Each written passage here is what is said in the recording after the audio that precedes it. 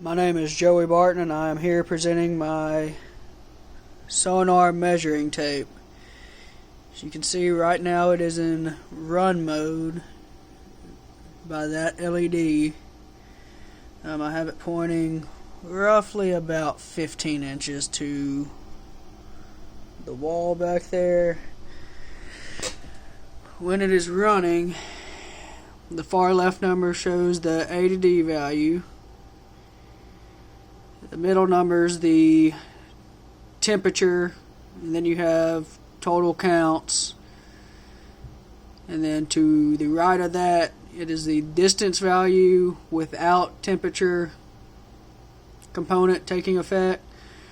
Right beside that is the distance value with temperature taking effect. You see it's within probably a quarter to a half an inch of what it should be from where my tape is actually at. Roughly, I don't know, 15.5 inches, so a half to 3/4 of an inch at that distance. When you get closer, the margin of error goes down.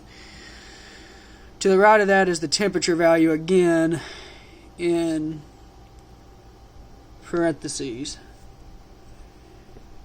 So when I switch the component to hold mode, you see the run hold LED goes out. It prints hold mode, and also it prints the value for the distance without the temperature component and the distance after the temperature component. The last one measured, it just repeats that on a 2-second loop over and over and over until it is switched on again. Once I go here,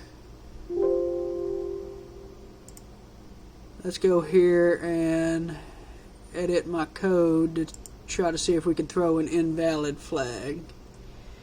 So I go here, let's do it for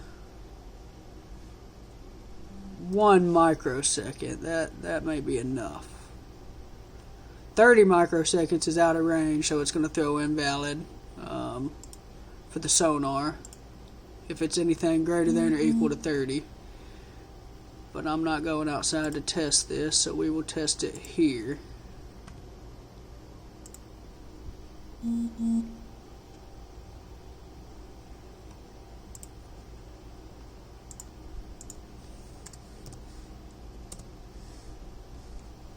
Alright, so we're back in hold mode.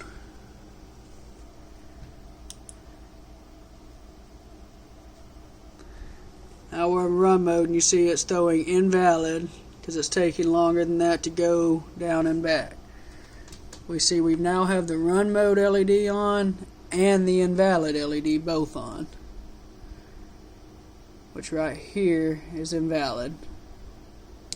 Go back to hold mode, and we're going to get the invalid LED is still on because we're still invalid, and we're printing the last distance that was valid in memory. And that is